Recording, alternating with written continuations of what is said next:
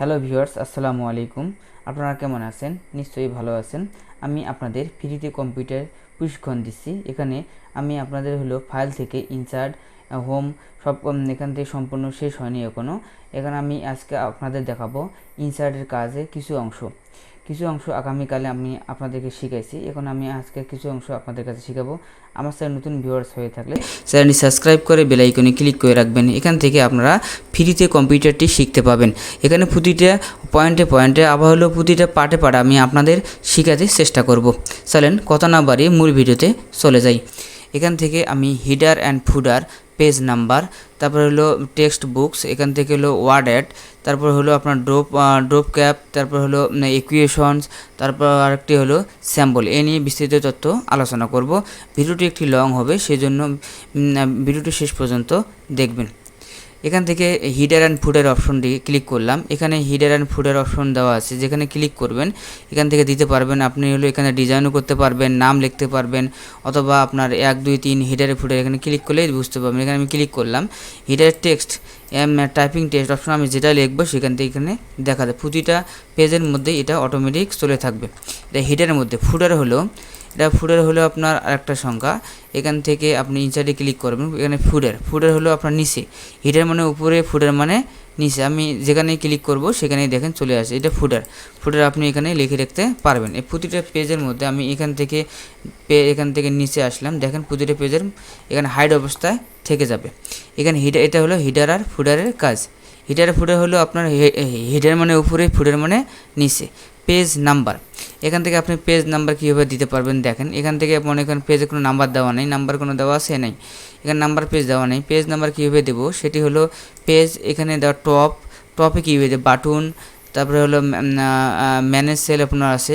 এখানে আপনার position option দেওয়া আছে। এখানে যেখানে পজিশন সেখানে আপনারা দিতে পারবেন। এখান থেকে টপ বাটনে আপনার 1 2 বা যে কোনো সংখ্যা বা পেজ নাম্বার বা দিতে পারবেন। এখান থেকে 1 to 1 ফরম পেজ 1 of 1 দিতে পারবেন। এখানে ক্লিক করে অটোমেটিক দেখা হবে। দেখেন পেজ 1 to 2 অপশন দেওয়া আছে। এখান থেকে ক্লিক করলে অটোমেটিক আপনি দেখতে পাবেন 2 নম্বর 1 ও 2 নম্বর পেজের মধ্যেও দেখা যাবে।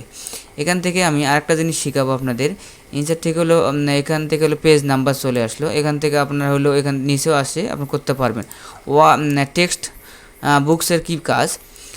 টেক্সট বক্সের কাজটি হলো আপনি যে কোনো একটি লেখার মধ্যে, এখানে অনেকগুলো বক্স থাকতে পারে, এবং লেখার মধ্যে টেক্সট বক্সটা এখানে ক্লিক করবেন, টেক্সট বক্সটা অটোমেটিক চলে আসবে। এখানে টেক্সট বক্স চলে আসলে দেখেন এখান থেকে আপনি সরাসরি করতে পারবেন। এখানে অপশন আসলে সরাসরি করতে পারবেন। টেক্সট বক্স এটা হলো আপনার লেখার যে কোনো এক সাইডে আপনি রাখতে পারবেন। এখানে আপনি ছোটো বড়ো করতে পারবেন, ছোটো বড়ো করা যাবে। এখানে আপনি আরও কিছু সংযুক্ত করতে পারবেন। এটি হলো টেক্সট বক্সের কাজ। এটা আপনি লেখা থাকবে, কিন্তু আপনার এই যে রোটা দেখা যাচ্ছে, আপনার যে লাইনটা এটা দেখা যাবে না। এখানে লোর ডাবল ক্লিক করুন, করার পর এখান থেকে শেপ আউটলাইন্সে ক্লিক করবেন। নো আউটলাইন্স মানে এখানে ক্লিক করলে অটোমেটিক দেখবেন কোনো লেখাটা আছে কিন্তু বর্ডারটা নাই। এটা হলো আপনার টেক্সট বক্সের কাজ। এখান থেকে ওয়ার্ড একটা অপশন আছে, ওয়ার্ড অ্যাড একটি কাজ আছে। সেই ওয়ার্ড অ্যাডটি হলো ওয়ার্ড অ্যাড। এটা হলো আপনার যে কোনো একটি সংখ্যা বড় করা। এখানে আপনার এর সংখ্যাটা আছে, এই সংখ্যাটা কীভাবে বড় করব, এখানে সিলেক্ট করব। সিলেক্ট করার পর থেকে এখান থেকে আপনি যে সংখ্যাটায় ক্লিক করবেন, দেখেন আপনি এইটুক দিলেন, সিলেক্ট করে এখান থেকে আপনি যে ওয়ার্ড অ্যাড যেটা আপনি নেবেন এখান থেকে সিলেক্ট করবেন, সেটা এখানে অটোমেটিক চলে আসবে। মনে করেন আমি এইটা নিলাম, দেখেন অটোমেটিক এই অপশনটা চলে আসছে। ওকে করেন, দেখেন চলে আসছে।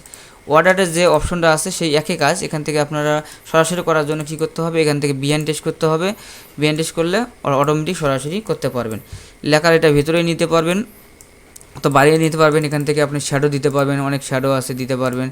তারপর এখান থেকে অনেক শ্যাডো আছে, দেখেন এখানে অর্ডার মানে অনেক কিছু কাজ আপনার আছে। এখান থেকে আপনি যেটা পছন্দ সেটাই ক্লিক করলে অটোমেটিক অর্ডারটের আপনার চলে আসবে।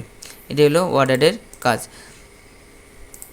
এটা ওয়ার্ডারের কাজ। তারপরে হলো ড্রপ ক্যাপ হলো আপনার প্রতি যে কোনো নিউজ পেপারে দেখবেন আপনার হলো প্রথম সংখ্যাটা বড় হয়, সেটি হলো যে কোনো প্রথমে অক্ষর একটা সিলেক্ট করবেন, সিলেক্ট করে ড্রপ ক্যাপটি ক্লিক করবেন। ড্রপ ক্যাপে আপনি দেখেন এদিকে মধ্যে হতে পারে অথবা হেডলাইনে হতে পারেন। দেখেন প্রথম লাইনটা বড় হয়ে গেছে, কিন্তু সম্পূর্ণ লেখা বড় হয়নি, শুধু প্রথম অক্ষরটাই বড় হয়ে গেছে। এটা ড্রপ ক্যাপের কাজ।